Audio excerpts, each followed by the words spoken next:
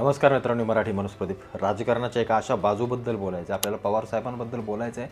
पण त्यांची एक अशी बाजू मला मांडायची आहे, ज्या सगळ्या गोष्टी एक अभ्यासपूर्वक जेव्हा राजकीय एखादा माणूस असतो त्याला समजतं या सगळ्या गोष्टी, की नक्की काय चाललंय त्यांच्याकडे, काय नक्की चाललंय त्यांच्या मनात, काय चाललंय त्यांच्या एकंदरीत सगळ्या गोष्टींवरती. आणि या सगळ्या गोष्टींचा जेव्हा अभ्यास करतो ना, तेव्हा कुठंतरी अशा गोष्टी जाणवतात की पवार साहेब थोडेसे घाबरलेत का, कशासाठी, का, कसे. जरा बोलूया यावरती, सविस्तर बोलूया. मी शक्यता वर्तवतोय, हे काय 100% खरंच आहे असं नाही आहे. पण मला जे वाटतंय ना, मला जे आता मी इतकी 3-4 वर्ष त्यांच्या ज्या राजकीय गोष्टी पाहतोय त्या थोड्याशा मला जरा वेगळ्या वाटतात. कारण पूर्वीचे पवारसाहेब, आत्ताचे पवारसाहेब थोडंसं काहीतरी बिनसले, काहीतरी वेगळं वाटतंय, निश्चित वाटतंय. शरद पवार एक असं महाराष्ट्रातल्या राजकारणातलं नाव जे नाव नेहमी कुठं ना कुठेतरी घेतलं जातं, नेहमी अग्रणी असतं. राजकारण म्हटलं की शरद पवार, राजकारण म्हटलं की शरद पवार. मध्ये कोणताही राजकीय पक्ष असो, भारताच्या राजकारणामध्ये असो, बाकीच्या काँग्रेसी सत्तेमध्ये असो, म्हणजे त्यांच्या काँग्रेसी सगळ्या गोष्टींमध्ये, म्हणजे जेवढं मला असं वाटतं काँग्रेसच्या सगळ्या याच्यामध्ये जेवढं मला असं वाटतं डोकं या काँग्रेसच्या काही लोकांना नसेल तेवढं पवार साहेबांना आहे. राजकीयदृष्ट्या या सगळ्या गोष्टी होत असल्यामुळं पूर्वीपासून ते राजकारणामध्ये बऱ्यापैकी त्यांचं डोकं लावतात, अनेक सगळ्या गोष्टी करतात. मग ते पुलोदचं सरकार असो, ते सगळी लोकं फोडून जाऊन त्यांनी त्या सगळं सरकार स्थापन केलं आणि तिथे त्यांनी खेळी दाखवली, तिथं त्यांनी त्यांचा उपयोग केला सगळ्या गोष्टीचा. हे शरद पवार तेव्हापासून अनेक गोष्टी राजकारणामध्ये करत आले. आता त्याच्या भविष्याचा विचार त्यांनी केला न केला तर त्यांचंच त्यांना ठाऊक, की बाबा आज मी हे करतोय तर उद्या याचा काय परिणाम होतील, काय नाही होतील, याचा विचार त्यावेळेला बहुतेक नसावा. आणि त्यावेळेला अशी कुठला मीडिया नव्हता, ना कुठल्या गोष्टी होत्या, ना कॅमेरा होता, ना काही नव्हतं. त्याच्यामुळे या सगळ्या गोष्टी पाहण्यासाठी काही नव्हत्या. जे काही आपण ऐकतोय ते अगदी 90च्या दशकापासून या सगळ्या गोष्टी सुरू झाल्या. त्याच्यामुळे त्याचं थोडंफार कुठंतरी आपल्याला पुरावे मिळतात. हे शरद पवार पुलोदचं सरकार फोडण्यामध्ये यशस्वी झाले, त्या सगळ्या गोष्टी केल्या. म्हणजे फोडाफोडीचं राजकारण आणि फोडून कशा सत्ता स्थापन करायचं, कशा खुर्च्या घ्यायच्या, तर हे मला असं वाटतं एकनाथ शिंदेंच्या आधी झालेलं आहे. म्हणजे याचा अर्थ शरद पवारांनी या गोष्टीची सुरुवात केली. त्याच्यामुळे हे फोडाफोडीचं राजकारण आपल्यासाठी आता नवीन असेल, जे एकनाथ शिंदेंनी आता केलं. म्हणजे अनेक जण आधी पण कोणाचं झालं असेल, पण एकनाथ शिंदेंचं मोठं राजकारण झालं फोडाफोडीचं. तर त्याच्या आधी हे आधीही झालेलं आहे, जे शरद पवारांनी केलेलं आहे त्या काळामध्ये. अगदी तो काळ मला असं वाटतं काय असेल 68-70 काय असेल तो पुलोदचं सरकार जेव्हा आलं. त्याच्यामुळे आपल्याला हे नवीन वाटते, पण याची सुरुवात तिथून झाली. फोडाफोडीच्या राजकारणाची सुरुवात त्या ठिकाणाहून झाली. कारण तेव्हा फुटल्यापासून शरद पवारांनी पुढे छगन भुजबळ असो, बाळासाहेबांच्या शिवसेनेतले गणेश नाईक असो, अनेक दिग्गज लोकं फोडली. जी लोकं इकडे तिकडे गेली, खास करून शरद पवारांकडेच गेली. कारण गणेश नाईक परत राष्ट्रवादीत आले, छगन भुजबळ राष्ट्रवादीत आले, ही बाकीची सगळी लोकं, मग ते नारायण राणे असतील, ही सगळी लोकं फुटून इकडे आली. म्हणजे फोडायच्या गोष्टी शरद पवारांपासूनच सगळ्या गोष्टी पुढे झाल्या. त्याच्यानंतर पवारसाहेब जेव्हा मुंबईचा बॉम्बस्फोट झाला त्याच्यामध्ये त्यांनी देखील या सगळ्या गोष्टींना हाताळताना, तेव्हा ते मुख्यमंत्री होते बहुतेक ट्रेनच्या सगळ्या गोष्टींमध्ये, तेव्हा त्यांनी असं सांगितलं की जेव्हा बॉम्ब फुटले ना, जे बॉम्ब जे हिंदू भागांमध्ये फुटले, तेव्हा त्यांचं एक बाईट देखील येतो, तुम्ही अनेकांनी पाहिला असेल. तेव्हा तेच पवारसाहेब सांगतात की मी एक जाणून बुजून बॉम्ब मुस्लिम भागातही फोडला, की बाबा हिंदू मुस्लिमांना वाटू नये की आपल्याच भागात हे सगळं फुटलं. आता हे करणारे पवारसाहेब तुम्ही सांगू शकता का राजकीयदृष्ट्या कसे सरळ होते किंवा कसे योग्य होते? हे योग्य नसूच शकतं ना. कारण तुम्ही ज्या दहशतवाद्यांनी या सगळ्या गोष्टी केल्या, जो दहशतवाद इथं वाढला, ज्यांनी या सगळ्या गोष्टी बॉम्बब्लास्ट केले, त्यांचे एक लोकांच्या मनामध्ये एक इमेज चांगली राहण्यासाठी किंवा त्यांची एक सगळी गोष्ट बऱ्यापैकी राहण्यासाठी तुम्ही त्यांच्या देखील तिथं जाऊन बॉम्बस्फोट करून लोकांना काय दर्शवताय, तर बाबा ते ह्यांनी काय तुम्हालाच नाही टार्गेट केलं हिंदूंनाच, तर हे यांनी सगळ्यांना असं सगळ्या गोष्टी केल्यात काय. म्हणजे मला तर ते काहीच समजलं नाही पवारसाहेबांना. मग त्याच जो कोण तो होता याकूब मेमन का कोण, ती सगळी लोकं, त्याच्या जनाज्याला त्या माहीममध्ये हजारो लाखोंची गर्दी होते. त्यानं बॉम्बस्फोट केला आहे, ज्याने या सगळा दहशतवाद पसरवला आहे त्यानं. विचार करा, शरद पवार त्यावेळेला राज्याच्या राजकारणाचे केंद्रबिंदू होते. तेव्हा बाळासाहेब देखील होते, पण ते सत्ता वगैरे अशा गोष्टींमध्ये ते एवढे नसत, विरोधातच ते असत, पण तेव्हा त्यांचा आवाज पण तेवढा होता. पण तरीही सत्तेच्या केंद्रस्थानी असणारे शरद पवार या सगळ्या गोष्टी विसरून गेले की आपण जे काही करतोय, जे काही करणार आहे, ते पुढे जाऊन आपल्याला सगळ्या लोकांना आणि पुढच्या पिढ्यांनाही कळणार आहे, असं त्यांना मनोमनी देखील वाटलं नसेल. असो, ह्या सगळ्या बाकीच्या गोष्टी झाल्या. पुढे शरद पवार 1994 साली आले. जो मराठा समाजाचा आज विषय आहे, जो सगळा मराठा समाज आज, म्हणजे सांगा ना, आपल्या कित्येक पोरांनी जीव दिले, आज किती आंदोलन निघाली, आज किती समाजाचा पैसा खर्च झाला, किती राजकारण या सगळ्या गोष्टींवरून झालं, कित्येक नुकसानं मला असं वाटतं लोकांची झाली, घरांची झाली, कित्येक सगळ्या गोष्टी मराठा समाजाला भोगाव्या लागल्या. कुठं मोर्चे निघाले. बघा ना, प्रत्येक गोष्टीमध्ये झीज असते, प्रत्येक गोष्टीची झीज असते. प्रत्येकजण समाजातला आपापल्या खिशातून स्वखर्चातून मोर्चे बिरचे या सगळ्या गोष्टी काढून जर शरद पवारांनी 1994 साली हातामध्ये पेन होता, वही होती, तिथं जर कुणबी मराठ्यांना जर त्या ओबीसीमध्ये विलीन केलं असतं तर कदाचित आज ही वेळ आलीच नसती. आज कित्येक गोरगरीब मराठा समाजातल्या लोकांचाच भलं झालं असतं. त्या शरद पवारांना असं वाटलं की पुढे जाऊन या गोष्टी कधी कळणारच नाहीत कुणाला, पण म्हणतात ना कर्म असतं आणि ते फिरून येतं हे देखील कळायला लागलं. पुढे पुढे आले, सगळ्या गोष्टी झाल्या. त्याच्यानंतर अनेक खेळ्या त्यांनी केल्या, अनेक राजकीयदृष्ट्या मग कृषी मंत्री होते. कृषी मंत्री असताना त्यांनी महाराष्ट्रासाठी काय धोरणं राबवली, काय गोष्टी केल्या, ह्या म्हणजे आत्तापर्यंत तरी असतील काही अनेक गोष्टी केल्या असतील. पण कृषी मंत्री असल्यानंतर ज्या दर्जाचं काम आपल्या राज्यासाठी केलं पाहिजे, आज आपण एक गोष्ट लक्षात घ्या, आज हे नरेंद्र मोदी, अमित शहा बघा कसं गुजरातसाठी झटतात, हे मान्य करावं लागेल. हे काय मी काय उगाच बोलत नाही, कारण त्यांना त्यांच्या राज्याची अस्मिता वाटते. त्यांना असं वाटतं की चला आपल्या राज्याचं चांगलं झालं पाहिजे. बघा ते कसे आपल्याला 4 रुपये दिला तर 1 रुपये वाढवून त्यांना 5 रुपये पोचवतात. ही मानसिकता शरद पवारांमध्ये आली की नाही?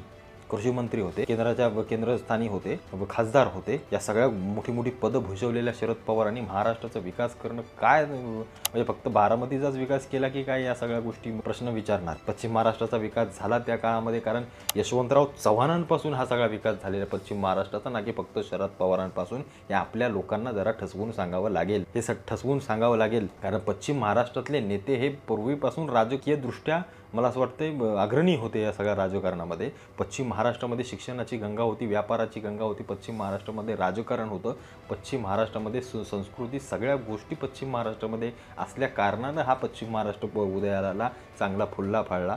आणि इथं राजांच्या गाद्या असल्यामुळं पूर्वीपासून याला मान स्थान या सगळ्या गोष्टी होत्या, त्याच्यामुळे हे घडलं. ना की शरद पवारांनी हे जे म्हणतात ना की शरद पवारांनी पश्चिम महाराष्ट्राला उभं केलं, नाही केलं. मी सांगतो तुम्हाला, नाही केलं. ह्याच शरद पवारांनी कित्येक मला असं वाटतं कारखाने उभे केले, कित्येक संस्था उभ्या केल्या, कित्येक शैक्षणिक संस्था यांच्या उभ्या झाल्या, कित्येक कंपन्या यांनी स्वतःच्या टाकल्या, कित्येक ठिकाणी यांच्या जागा जमिनी यांनी विकत घेतल्या.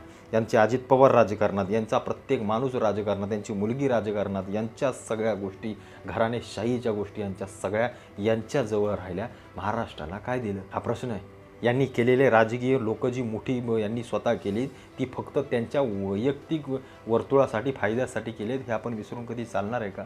किती शेतकऱ्याची पोरं मोठी झाली, किती शेतकऱ्याच्या पोरांना या सगळ्या गोष्टी मिळाल्या. आज निश्चित काही ठिकाणी ज्या प्रकारे त्यांनी गोष्टी केल्या असतील, मग मुंबईचं राहू द्या, पण पुण्यासारखं शहर असेल जिथं MIDC आल्या, सगळ्या गोष्टी आल्या, पण त्या कधी ना कधी येणारच होत्या, त्या डोकावणारच होत्या, कारण शहरं ही उदयाला येत होती. मुंबईसारखं शहर ज्याला 7व्या शतकापासून मला असं वाटतं ज्याला महत्त्व आहे, त्याला आपण आज काय महत्त्व देतो आहे? ज्या शहराला पहिल्यापासूनच महत्त्व आहे, ज्या पुण्याला छत्रपतींच्या काळापासून महत्त्व आहे, त्या पुण्याला आपण काय महत्त्व देणार?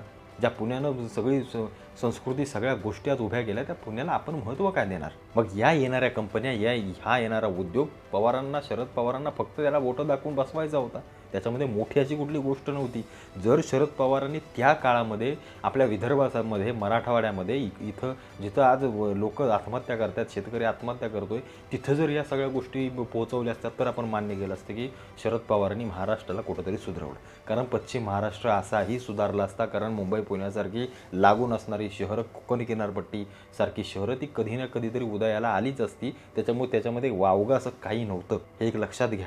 जेव्हा इतर महाराष्ट्र आमचा सुधारला असता, आमचा उत्तर महाराष्ट्र असो, आमचा मध्य महाराष्ट्र असो, ही सगळी जेव्हा शहरं, हे सगळे जिल्हे जर समान लेवलला आले असते, एका स्थानावरती आले असते, तर आपण म्हणलो असतो की शरद पवारांनी काहीतरी केलं. का आपण शरद पवारांना बोलतोय? कारण शरद पवार हे राज्याच्या राजकारणातले पूर्वीपासूनचे केंद्रस्थानी असणारा माणूस आहे की जे बोलतील ती पूर्व दिशा झाली असती, बरोबर की नाही? म्हणून आपल्याला बोलायचं आहे. याच शरद पवारांच्या काळामध्ये आपल्या गडकिल्ल्यांवरती हे सगळे लोक जाऊन बसले, जे आधी आज जे आपण बोंबलत बसतोय ना, कोणीतरी घुसवल्याशिवाय घुसतील का लोक?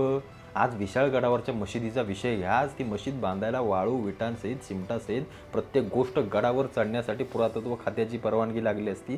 कसं हे काय एका रातोरात तर बांधून झालं नाही ना. ही एवढी घरं, ही एवढी लोक कशी काय आपोआप तिथे जातात? बरं, एकाच गडावर नाही, अनेक गडांवरती यांच्या वस्त्या होतात समकालीन. तेही सिमेंटमधली सिमेंटमधली बांधकामं ही 30-40 वर्षापूर्वीची, याला छत्रपतींच्या इतिहासाशी 350 वर्षापूर्वी कसं जोडणार? सांगा मला. एखादं सिमेंटचं बांधलेलं बांधकाम 350 वर्ष टिकतं का?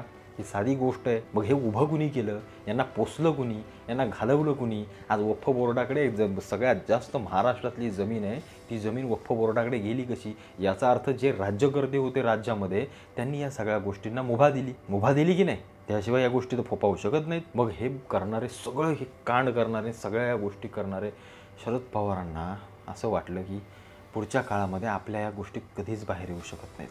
पण आज सगळ्या गोष्टी कळत आहेत. आज प्रत्येक गोष्ट समजते लोकांना. आज सगळं कळते लोकांना. इतिहास समजतो, लोक वाचत आहेत, लोक अनुभव घेत आहेत, लोक माहिती घेत आहेत. प्रत्येक गोष्ट आता उघड होऊ लागले, सगळं कळायला लागले त्यांना की बाबा हे आता असंच आहे, मग ते तसंच आहे.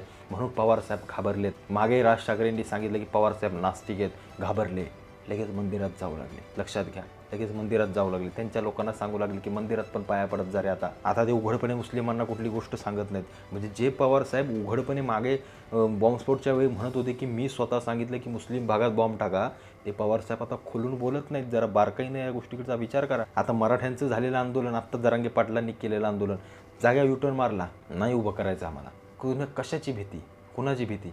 जर जरांगे पाटील हे समाजाच्या जीवावर जर फक्त आरक्षणासाठी मोठे होणार असते किंवा झाले असते ना, तर जरांगे पाटील घाबरलेच नसते. ते निश्चित समाजाला घेऊन उभे राहिले असते. पण अचानक युटर्न कसा काय? कित्येक राजकीय लोक मग जरांगे पाटलांना भेटतात काय, बोलतात काय? बघा ना तुम्ही, किती राजकीय लोक जरांगे पाटलांना भेटली. कशाविषयी चर्चा झाली? आरक्षणाविषयी तर झाली नसेल, कारण सगळ्यांना माहिती आहे आपल्या हातात काय त्याला आरक्षण नाही आहे. मग चर्चा झाली कसली? देणे घेण्याची चर्चा झाली? कशाच्या चर्चा झाल्या? ते राजकीय लोक जाऊन भेटली. या सगळ्या गोष्टी अनुत्तरित आहेत. या सगळ्या गोष्टी पवारसाहेबांना माहिती आहेत की आता आपलं सगळं भिंग फुटायला लागले, सगळ्यांना कळायला लागले. पवारसाहेबांसोबत मिळणारी मतं, पडणारी मतं कोणाची आहेत तुम्हाला माहिती आहे? हे शेतकऱ्यांची आहेत, हे अशिक्षित लोकांची आहेत, ज्यांना पहिल्यापासून पूर्वीपासून पवार साहेबच आमचे ह्या गोष्टी म्हणणाऱ्या लोकांचे आहेत. तरुण पिढी पवारसाहेबांसोबत नाही आहे, त्यांना समजायला लागलं आहे.